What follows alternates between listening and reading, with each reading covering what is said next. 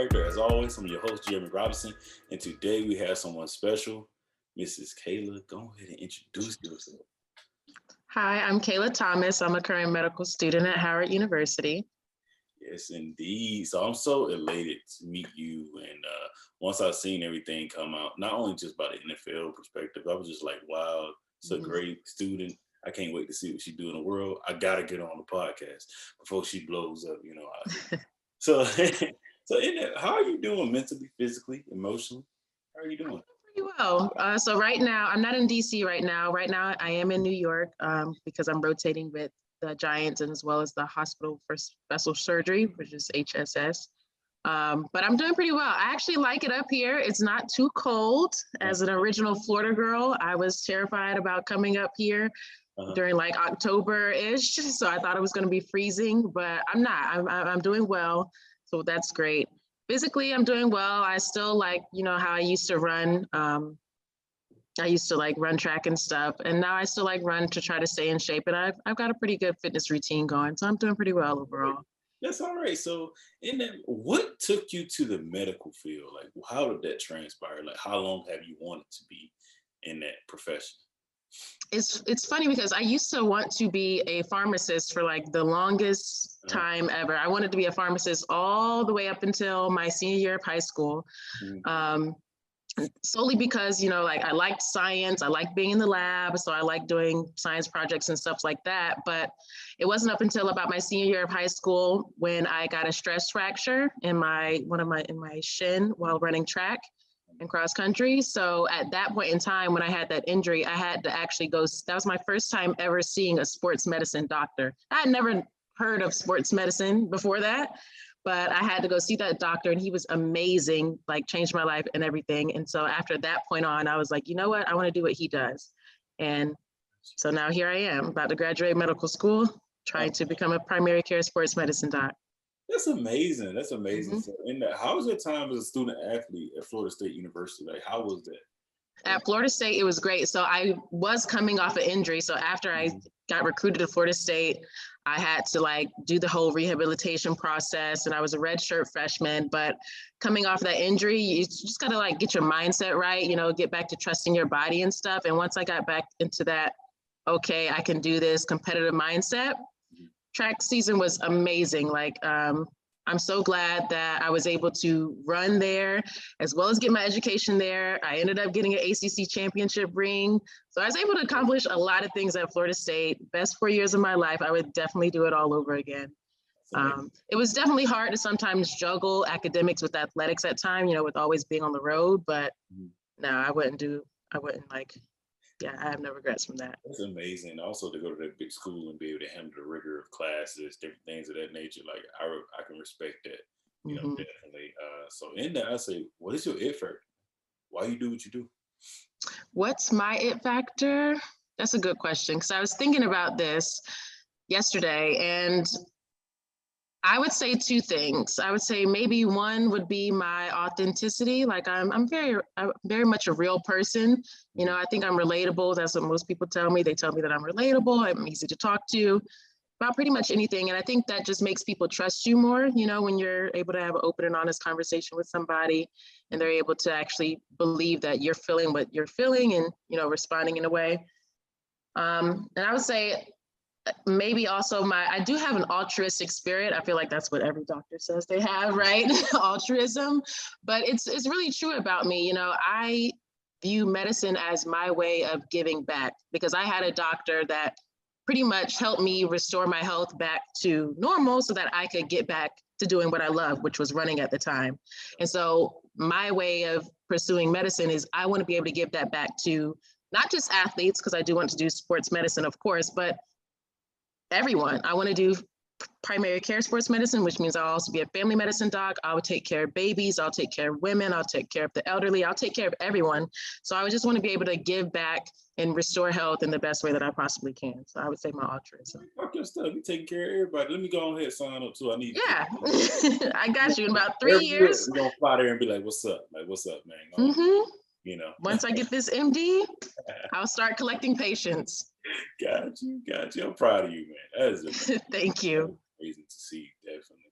So, I would say, so tell me about What's the NFL diversity in sports medicine pipeline? Why is this program important for All my right. employees and all our great people? Okay, so the NFL Diversity in Sports Medicine Pipeline Initiative is a program to try to increase diversity amongst the sports medicine field. So this is their first time they're ever doing this. They pretty much offered a clinical clerkship or a clinical rotation to students interested in sports medicine, and they specifically only offered it to students that go to one of the 4 HBCU medical schools. You know, there's only 4. So Charles Drew, Meharry, Howard, as well as Morehouse. I believe a total of 16 students were selected in summary, and we were all pretty much spread out amongst 8 teams. So right now, I'm the only student right now that's with the New York Giants, and there will be another student coming behind me to work with the New York Giants.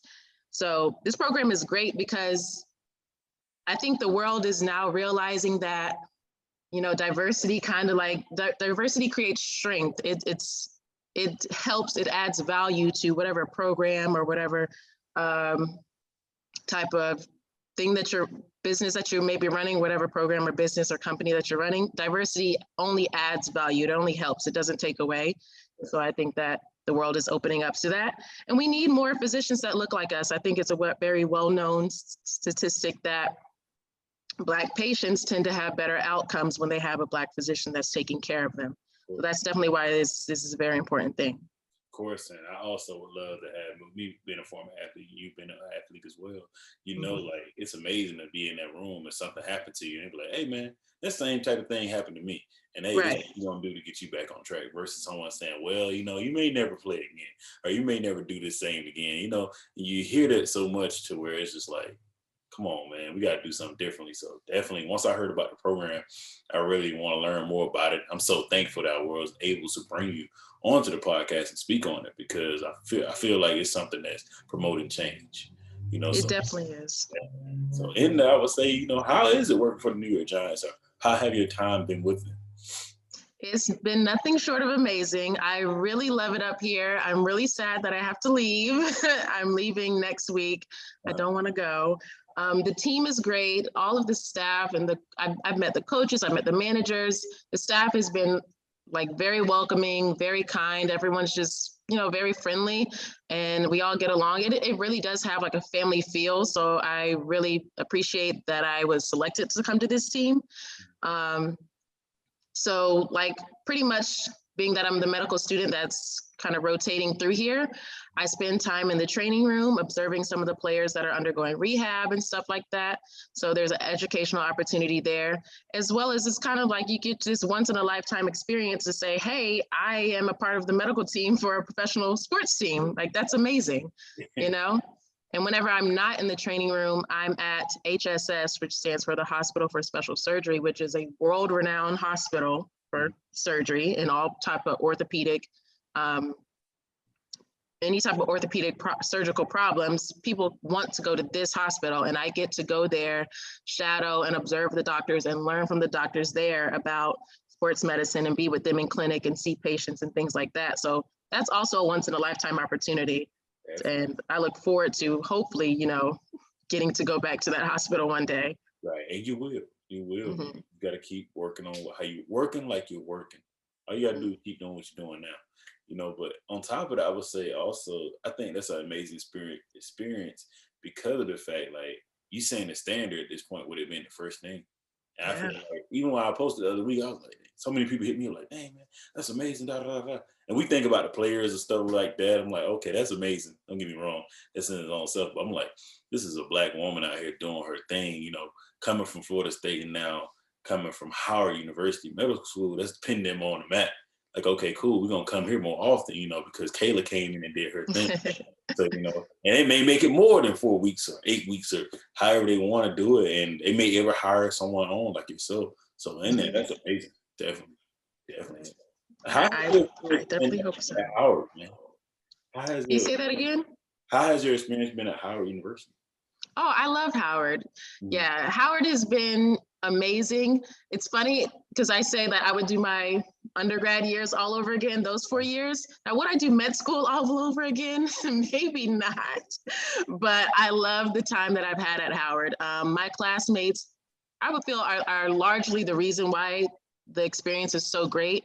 To have everyone that like looks at you and to have professors that look like you know, it's just amazing. I remember the first time I actually like came to visit Howard, and I'm literally walking down the hallway and I'm reading all of these doctors' names. These are doctors' names that have written protocols, they're in textbooks, they have made groundbreaking progress in the field of medicine, and I'm walking the same halls that they did. So just to feel like I'm a part of that history, or it just makes me feel, you know, like I'm actually contributing to something. So I love that about Howard. And I also love my classmates. We study together, we cry together, we brunch together, we pray together, because right now we're all applying for residencies and scheduling interviews. And so this is the big year that things are supposed to happen. So, you know, it's been great. How is that process? You know, applying for residency. Oh man, it is a tough one. I actually applied to like 30 residencies, and I think I scheduled 8 or 9 interviews so far. So I have a lot of things coming up. I'm waiting for a couple more to come in, but the way like applying to residency works, as most people don't know, so you apply to all these programs, and then in February, I'll submit a rank list. So I'll rank the programs that I want to go to the most in order from like 1 to 10 or 1 to 15. I think you can rank up to 20. So it works like that. And then the programs you interview at, they actually rank you as well. So when you interview, they will rank you to see how much they want you on a scale of, you know, 1 to 10 or something like that. And then in March, what we have is something called match day. That's the big thing that you'll see everywhere during the month of March is match day. And that's when we find out where we're going. So we will find out, did the program I put as number 1, did they want me as number 1 as well? Did they like rank me as number 1 as well? So if you do, then that's a match. And if you don't, they pretty much just go down the list. I think most students I know usually get somewhere within their top 3. So that's pretty reassuring, especially coming from Howard. I remember the last class that just graduated, I think they had like a 99% match rate. So like everyone was pretty much going where they wanted to go. Right. So that's 100 this time. So everybody go. So that's been great. Yeah. That's amazing. That's amazing. Yeah. Stressful, but exciting. Yeah, the end goal is like, hey, we're gonna be all right. We're gonna be all right. You know, so in that, what is your dream job then? Like, what's that dream thing you want to do? My dream job is to be a sports team physician. So I do want to do the primary care sports medicine. And I think for a while, maybe I'll stay in like general practice and everything. I'm not interested in going in private practice or anything like that, but I do want to be a team physician. So I do want to work for either a collegiate or a professional sports teams. Definitely still volunteer with like high school and middle school sports teams, because you have children and high school athletes that get involved and that get injuries while playing sports. So I want to be able to help them as well, because athletes are athletes, right? So that's my dream job, is to be a primary care sports doc. Yeah. You can end back up in Florida, then you be lit. You know, we all in there. Exactly. So, you know, I will also ask, so what's something you would like to see change in the sports and medical field?